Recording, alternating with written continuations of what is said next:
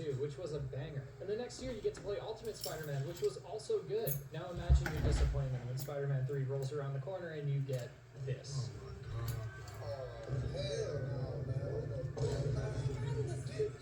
Needless to say, the Spider-Man reputation took a hit, but it was redeemed.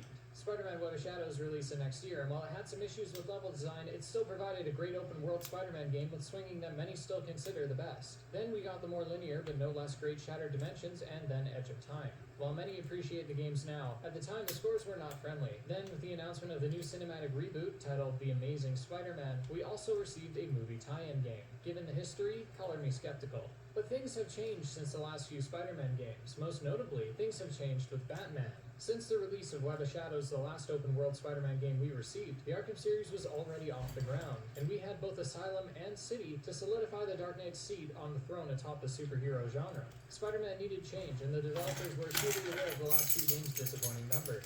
This game has a realistic approach like the movie, but as you'll see, that vision is left unfulfilled. What we end up with is a game that, at the time, I loved. One with genuinely incredible animations, fun enough gameplay, and traversal that on one hand is the most shallow and accessible, but on the other is so unique with an arguably unintended amount of depth that I can't help but love it. It's a game that holds little back and really allows the player to experience the more consistent large-stakes battles. Is the sacrifice to the game's realism worth it? Is it worth sacrificing the story's consistency? The story here and many of the interactions aren't great, but the game is oozing with passion and fun, and The Amazing Spider-Man is a game that the developers clearly loved working on. What is most interesting about The Amazing Spider-Man is that while it has the set pieces and enough depth to satisfy for oh my god, the gameplay itself hang is on. like a puddle imitating a pond. It has some of the same fundamentals of other great combat and stealth systems, but ultimately does not build upon those concepts, and when it does, they break down moments later. So, no, this isn't an Amazing Spider-Man game, but I can't say it isn't an alright Spider-Man game. The first thing to notice here is the world and the art style, which is attempting a more realistic look. Characters' faces look fine and waxy, and the suit specifically for Spider-Man is great, which is needed given how the camera costs. Where's my screwdriver? This Oh, is here's something one. few games have done well, and I think it's one of the defining features of this game's presentation, and something other games have not attempted to replicate. Perhaps for its habit of inducing motion sickness, but hey, I won't hate on a game trying something new. It gives the swinging a more cinematic feel that permeates through much of the story, but the grounded style is not all that's offered here, as many other aspects of this game exceed the scope of its presentation. Its ideas are not bound by desires for consistency or pacing, which in this rare case works in the game's favor. Wait.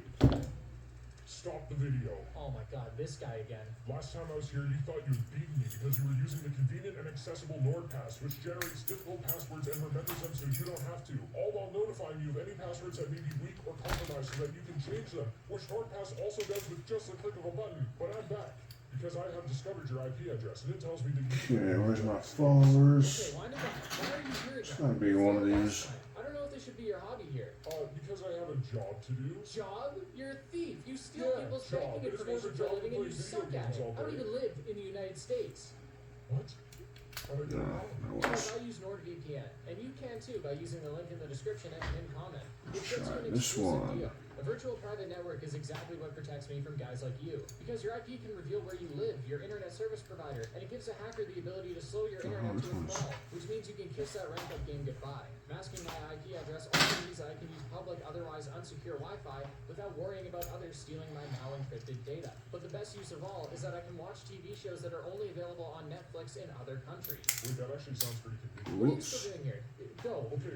Go! Okay, We can do sorry. with that So if you're later. looking to protect your information, break free from any region restrictions, and take back your internet privacy today, you can go to nordvpn.com/MatBoyAqua or click the link in the description or the pinned comment.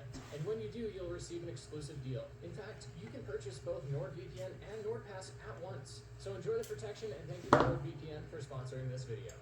Voice acting is good enough, though I cannot say I'm a fan of Sam Neill as Spider-Man. Perhaps this is because Yuri Lowenthal has spoiled my ears, but I have played Web of Shadows, so I have scraped the bottom of the barrel too, don't worry. Every other voice here works well for the character, and in fact, I wouldn't even say Peter's voice is bad. When speaking calmly, it works, and moments of drama are delivered well. It's only in the clips that the enthusiasm is dialed up to 11, which puts me off. This is most felt when swinging, as Peter continues to scream after swings to nauseating degrees.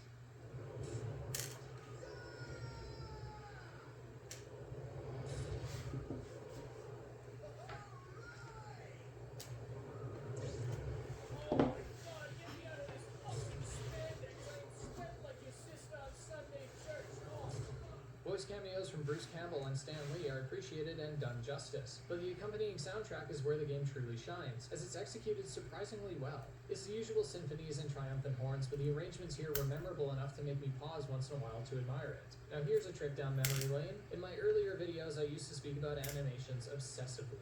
I've made efforts to dial this back, but the reason I love talking about animations is that I feel it is often brutally underappreciated. And that goes for presentation as a whole. Mechanics, depth, stories, and characters are all important, arguably more so. But even if you press a button and it Kinda sucks, huh? Well, the visuals and audio I suppose bears can't be choosers, but it can't. It's what seals the deal, ties everything together, like icing on a Can cake. it get all the way through that? Analogy, some good bountiful icing has the ability to There we elevate go. an otherwise bland base. The Amazing Guess Spider-Man it has some can. fun ideas and swinging, but the presentation carries the game on its back. This will be illustrated Deal with that in later. the presentation and peeling back the curtains to try and Let's see take where a its look at mechanics this here. and traits. Let's begin with the stealth, where you stalk your prey from the shadows. So When we you enter, got access the room of guards 1, to clear the 2, one 3, digit 4 count before you begin to spools. strike one another. One They say serrated. you web them to the ground, but with some very early upgrades, Yeah, you can core run them into pins the here. so guards do not notice the missing body. Pretty Guards much will only normal. take their surroundings Nothing once going a on. monster Nothing weird. has been discovered, which will not happen if Alright, left let's anywhere put this else. boy So back the game together. really becomes a short one. You find an isolated enemy, press a single button, and your job is done. You swoop in, pick them up, and assuming you aren't seen, you simply do it again. By even later into the game, you can begin taking down 2 enemies at once, making encounters even easier. Why then is stealth, relative to the runtime, engaging? Because it's never less than eye candy to see Peter jump down, arms spread but curled, only to land on an unsuspecting opponent and carry them to the ceiling. There are enough variations here, but they all share the slow motion and fluidity that makes something like this so enjoyable. Is it simple, and is this a minor example? Yes. But it applies to everything else in the game too, apart from the swinging, and I'll explain that later. It should also be noted that the stealth here is not challenging for the execution, but rather the planning. The only time you'll be spotted is if you didn't know your target was visible to someone else, and there's no indicator or spider sense to tell you where everyone is or if your target is safe for picking off. This means that upon entering a room, the goal is to scout the area and formulate a plan for longer than the execution, which is appreciated. And it feels less automated than Insomniac stealth, even if the options for taking down thugs is lesser here. When in combat, things are as simple as pressing square, circle, and triangle. Each punch, however, carries weight and has a satisfying sound. What makes the combat carry impact for me is that there's a sense of speed with every punch, and the added slow motion helps emphasize the wind-up, release, and how quickly things are moving. Adding a slight effect to the tip of Peter's punch helps make it feel as though it truly connects with the enemy, and all of this is amplified when entering a high combo. A combo is increased through dishing out hits, but not taking any. And once you reach a combo of 10, 8, and eventually as low as 6, you can begin stunning enemies and performing signature finishers on them. We, for simplicity's sake, will call this the signature combo rather than the combo boost. When in a signature combo, your basic attacks are elevated to be multi-hit flurries that prioritize speed over damage, and the speed lines that accompany your attacks add enough flair to impress by variety alone. But it's the finishers themselves that are a feast for the eyes. They incorporate webs more than any other attack and leave enemies stuck to the wall, ceiling, floor, wherever, with liquid flux. It doesn't change the way the game is played, in fact it becomes much simpler, but it does reward the player for playing well and offers the flair needed to somewhat hide the minimal depth in the combat. What the boasting visuals might have you miss is that the combat does not change from the moment you begin the game. There may be some very minor variables, but again those variables are rendered moot shortly after. For example, some enemies will begin carrying riot shields that shut down an upfront approach. The solution is to jump behind them and attack, which adds a bit more thought to what is otherwise just mashing square. The problem is that very soon after you receive 2 upgrades. One that does up to 60% more damage when attacking an enemy from behind, but another that allows you to ignore their blocks when in a signature combo.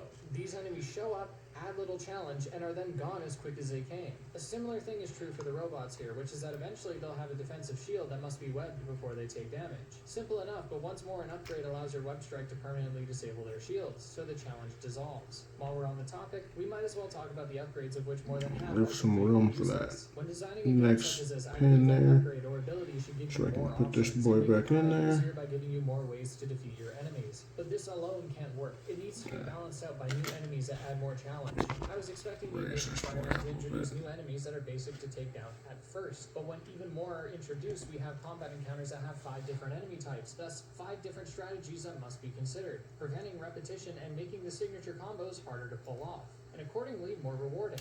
Instead, with these upgrades, the method never changes, and this is assuming you're only engaging in the hand-to-hand combat. Before nearly every encounter, you can scan the room and find a throwable object that will leave every enemy stunned, allowing you to defeat them for free. There are multiple interactables in each map, so it won't be hard to find them and outright skip encounters. Continuing with this That idea, part's done. upgrades that improve damage and allow you to get a signature combo earlier, Now so we're gonna again, pin there's this no challenge. And when there is, it's key minor. back up here. When you do take damage on rare occasions, your suit will take damage too. Tank enough and it's too much for you to. But a little detail like this, which is applied to most suits, is one idea I'd love to see return in future entries in the Spider-Man series. The only enemy that remotely changes the way you play is the Infected, who must be defeated through signature attacks, but even then, you're probably farming for signature combos throughout the game anyways. So if you're playing optimally, nothing changes. But hey, this game might not have the deepest combat or even the most interesting enemy types. Infected, thugs, and Oscorp goons are essentially everything on offer, but the boss fights, now those are fun. There's a series of fights against both the Frost species and Oscorp robots, and they are Let's great key check it. spectacles. Fighting the Scorpion sees you dodging consecutive Make sure attacks with everything one is occasionally completely holding flush spray poison on the before I floor, put this forcing you boy to back move to the together. air. Fighting the Vermin sees you dodging multi-attack They combos are. with the occasional pounce, It but they're left is. on the floor Leave that the will key damage in you, so there. you should move to the air.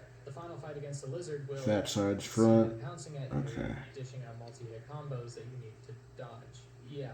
Once again, the presentation here is what carries these fights, because once you look beneath the pretty surface, you see the gameplay is the same over and over again. The boss fights in general never exit the complexity of the first hour, and on one hand, I am okay with that. You can have set pieces that are all visuals, minimal gameplay. I mean, the first 3 Uncharted games were the epitome of that for me, but it's clear the developers desired something more, at least. Okay, I mean, the swinging is creative, innovative, Let's and put the ideas this here are fun and new. ring The back on execution here. everywhere else just feels lacking. C-clip. Perhaps this is due to time constraints or budget constraints, but the fight against the SO1 bot is fun because it's nothing like we've seen before. But when moving to the SO2 bot, we're doing the same thing, webbing some fans and doing a web strike. At least with the robots, there's enough variation to fool players, and the added 7 days is good enough. The fight against the Rhino is probably the best purely for its timing. He shows up after the first hour, and you defeat him by letting him ram into a truck 3 times. It's simple, which is good given that it's one of the first fights, and it tends to end quickly. In the rematch, there's an added layer of challenge in that the arena is smaller, which means less time to prepare, and you need to web up an area for Rhino to get caught in, which improves the fight significantly. The penultimate fight against the Piranha cross species is done well because there's something to deal with other than a few attacks. The Piranha can move freely in the water, so you'll need to drain the water to force it out. It'll also summon some lesser piranhas that you need to take out, which creates a small juggling act. The biggest problem with this fight is that it shouldn't have been so late in the game. This is a perfect mid-game battle, but the idea that this is the peak of the boss fights, and yet it is still brutally easy, is disappointing. The best boss fight is against Black Cat, as it sees you incorporating stealth into a fight. Just and one having last for key once check. use the shadows against you. I wouldn't consider it anything groundbreaking, but it stood out purely for being different. I might be treating the game harshly, and it should be noted that much like Uncharted, did it. is still fun. Hooray. Things below the surface I can ignore.